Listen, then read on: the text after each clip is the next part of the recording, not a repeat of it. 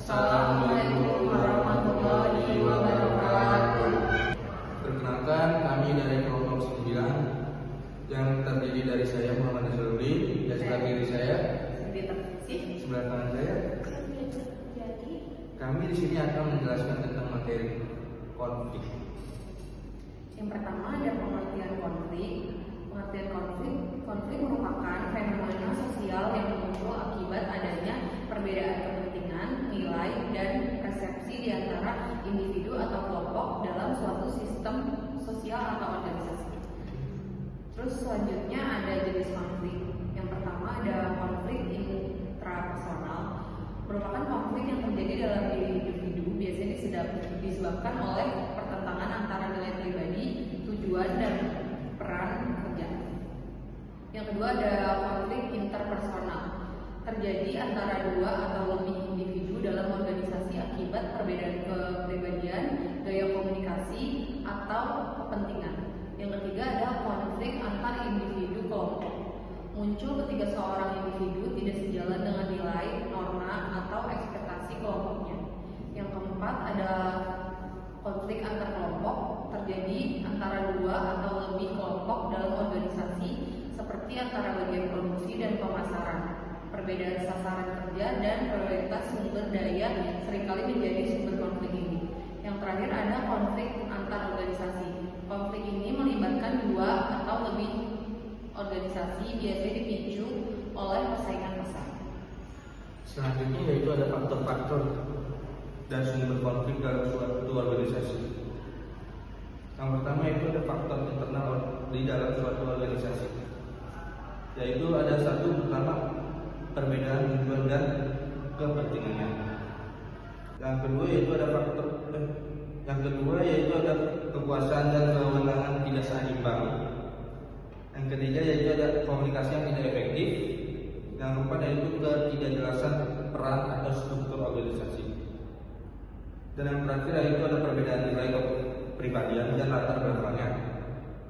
Selanjutnya yaitu ada faktor eksternal dalam suatu organisasi. Yang pertama yaitu tekanan lingkungan dan perubahan organisasi. Yang kedua yaitu ada persaingan dan ketidakpastian ekonomi. Yang ketiga yaitu ada perbedaan budaya organisasi. Dan selanjutnya yaitu ada dampak konflik terhadap suatu organisasi. Dan yang pertama ada dampak positif konflik, atau disebut juga konflik posisional. Yang pertama itu ada meningkatkan kreativitas dan inovasi. Yang kedua meningkatkan kualitas keputusan. Ketiga memperkuat hubungan tim. Dan yang keempat menumbuhkan adaptasi dan mempelajari berorganisasi. Dan yang kelima memperkuat disiplin dan kepemimpinan.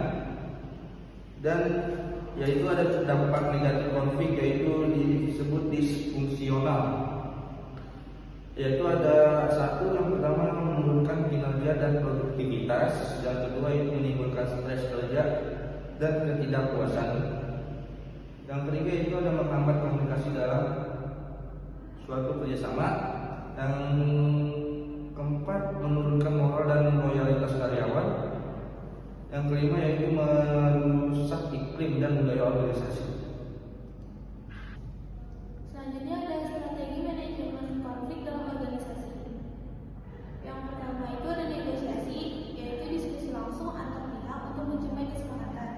Contohnya seperti pertemuan antara kepala departemen untuk menentukan target baru. Yang kedua itu ada mediasi, yaitu pihak ketiga membantu mencari solusi tanpa memutuskan hasil. Contohnya HRD memfasilitasi konflik antara dua staf. Yang ketiga ada arbitrase, yaitu pihak ketiga memberikan keputusan final yang harus dipatuhi. Contohnya komite etik memutuskan penyelesaian kasus sengketa kerja.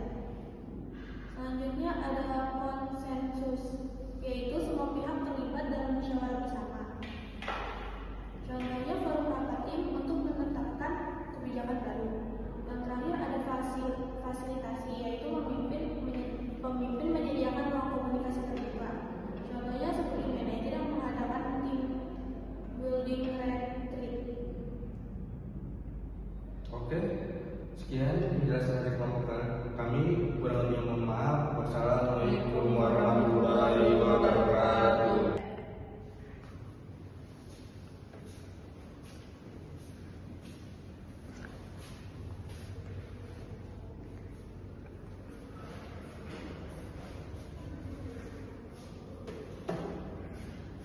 akhirnya selesai juga desain aku.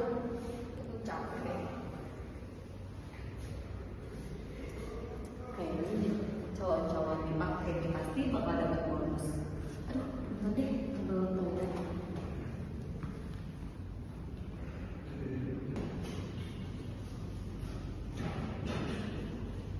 Desain siapa nih udah selesai? Kayaknya punya Diva deh. Bagus juga. Foto ah, kayaknya juga dia baru selesai bikin. Lumayan nih buat laporan biar dapat bonus. Yes, akhirnya dapat desain bagus nih. Permisi. Iya siapa? Sylvie. Oke masuk. Iya. Boleh sekarang bisa. Iya, ini siapa? Kalau boleh tahu ada apa saja? Saya datang ke sini mau kirim desain yang sebelumnya Bapak kasih tugas itu. Oh desain yang baru ya? Iya. Oh, Boleh boleh. saya Saya Pak? di sini cukup menarik ya, ada kebingungan dengan motif batiknya ya. Ini desain kamu dari mana? Dari hasil referensi yang saya dapat sih Pak. Kombinasinya dengan warna pink roknya ya. Iya. Nah itu juga sih desainnya. Permisi. Permisi, Pak. Iya siapa? Dita. Oke sekarang bisa. Oke. Duduk. Ah, terima kasih, Pak. Tidak ada apa? Ini mau laporan desain yang tugas minggu kemarin, Pak. Oh, desain kemarin juga ya? Oh iya saya lupa dua orang ini ya. Iya, Pak. Oh oke. Boleh saya lihat sekalian? Boleh, ini Pak. Oh desainnya Dita sama persis ya kamu di sini. Kayak gimana Pak? Coba dilihat Pak. Maaf. Saya cuci dulu. Wah, kok sama persis ya? Tapi ini desain saya Pak, saya yang buat. Dari model warna, motif-motifnya sama persis. Tapi saya buat sendiri. Ini referensi saya sendiri. Emang sih dari Google juga, cuman ini hasil dari saya sendiri. Kamu dapat dari mana sih? Ini saya juga, aku juga bikin sendiri. Wah, Aku sempat revisi juga kok. Ini bagian apa ya? Dita dari mana dapat sih? Kalau itu. saya dari Google Pak, tapi saya buat penyelesaian sendiri. Apa tadi kamu sempat ambil desain aku ya? Kita bukan benar-benar begitu kalau tidak bukti. Tapi saya bener ini desain saya Pak. Saya sebenarnya sudah melapor juga kepada saya. Saya tidak akan mundur pada kemarin buktinya. Saya cuma kali saja sehingga kalian berdua itu sama persis. Kamu mau ngaku nggak Sylvie kalau itu ternyata desain aku? Itu aku desain sendiri kok. Kan aku juga bilang selesai duluan. Aku yang datang ke sini duluan buat kasih. Tadi saya tinggal ke toilet sebentar. Jangan karena bonus ini gede kalian itu main kurang. Enggak Pak, kalau kayak gitu. Tapi ini saya boleh buktiin nggak kalau misalnya bener ini desain saya? Oke, saya waktu kasih 24 jam buat hari ini kamu cari bukti. Kalau ini belum bisa masuk. Terus apa Pak nanti yang Sylvie hadapi kalau misalnya ternyata itu punya saya desainnya? Oke, kalau emang benar-benar ini desain kamu dan Silvi berasa merasa bersalah, maka desain Silvi kalau ke saya terima dan Silvi kena potong dari desain. Oke, ya udah kalau gitu saya lihat CCTV-nya dulu deh Pak. Ini desainnya saya izin ambil ya. Oke, Silvi juga kalau punya momen itu boleh. Oke. Saya tunggu 24 jam. Lewat dari situ saya mau terima. Oke, makasih ya Pak. Makasih ya Pak. Siap. Ada desain. Aduh gimana ya? Kan harusnya aku duluan yang kirim desainnya biar aku dapat bonus. Kok malah jadi kita sih di sana? Ketahuan loh kalau aku ngambil desain dia. Terus kalau dia cari bukti gimana? Aduh gimana ya? Permisi Pak. Siapa? Dita. Oke, saya masuk. Makasih Pak. Iya, makasih Pak. Ayo, Pak. Ini Pak saya pengen ngasih bukti soal yang kemarin kalau Sylvie itu ternyata nyuri desain saya. Ini ada saya CCTV-nya Pak, boleh dilihat dulu. Coba saya lihat. Boleh Pak, silakan.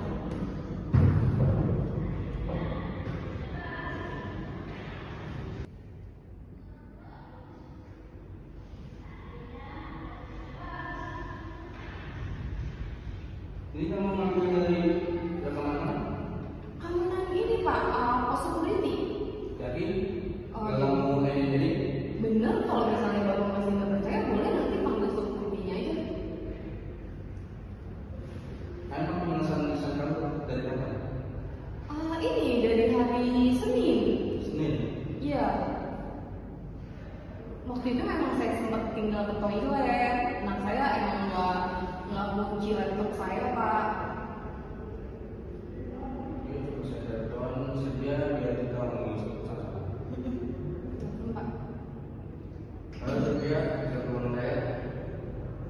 Oke, saya dulu ya. Permisi Pak. Oke, ternyata masuk. Jalan dulu. Iya, terima kasih. Ada apa ya Pak menurut saya di sini? Apa yang pernah didesain kamu? Iya Pak, saya desain sendiri kok. Kamu pernah perempuan? Saya desain sendiri kok Pak. Apa penyelesaian kamu? Penyelesaian Desain kamu? desain saya. Baru tadi langsung saya kirim ke sini makannya. Tanya, kamu masih foto ternyata Enggak kok Pak, saya stay di ruangan saya nggak kemana-mana. ya ada jangan melihat rekornya bukan tadi dan sama persis sama kamu mengelapor di sini. Emang Bapak ada bukti kalau saya ngomong ini? Ini bukan apa? Bapak dapat video itu dari mana Pak? Saya di sini. Bisa jadi itu ditayangin edit Pak. Mungkin yang kita ini dari pos keamanan depan. Pos keamanan depan. CCTV ini semuanya ada CCTV tersembunyi yang dipantau dan langsung dimusnahkan. Ayo, kamu bagaimana? Udah ngaku aja Sulfi, kalau itu kamu buktinya juga udah jelas kok. Emang kamu punya bukti kalau desain itu ternyata desain kamu sendiri, bukan punya aku. Jadi, Iya Pak, sebenarnya itu bukan desain saya, itu desain Anita. Tuh kan, kemarin saya juga udah bilang Pak, pasti dia nyuri desain saya, orang itu jelas-jelas hasil kerja saya sendiri kok. kami tidak sudah saya lagi sini. Kamu kenapa mengambil desain orang? Ya udah pasti iri dong. Pak. Tapi saya nggak mau sama hasil saya. Kenapa bisa jelas? Kayak ada yang kurang aja buat dikirim ke Bapak untuk dapetin bagus itu.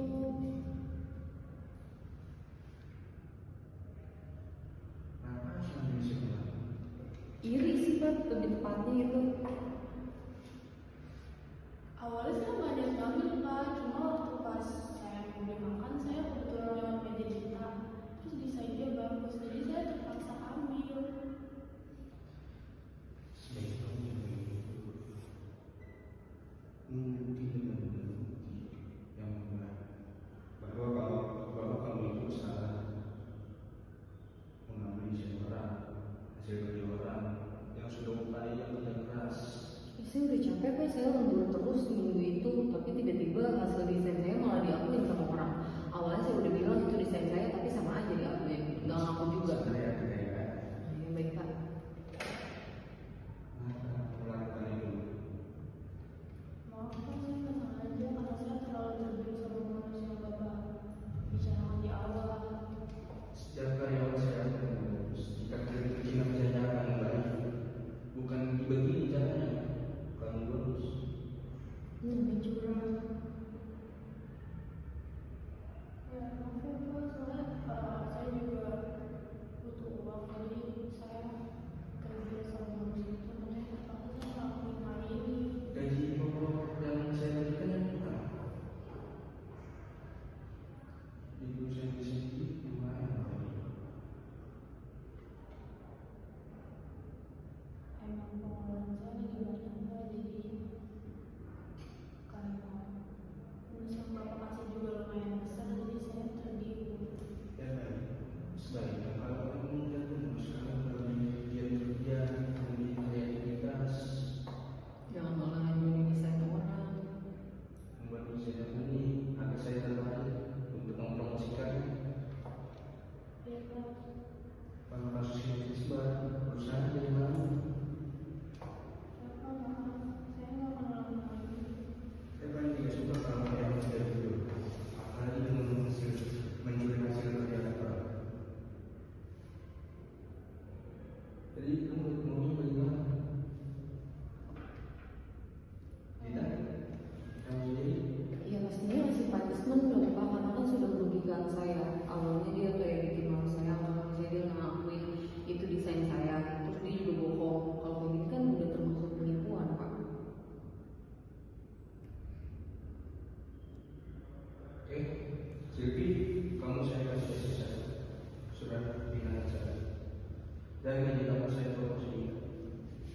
Bagaimana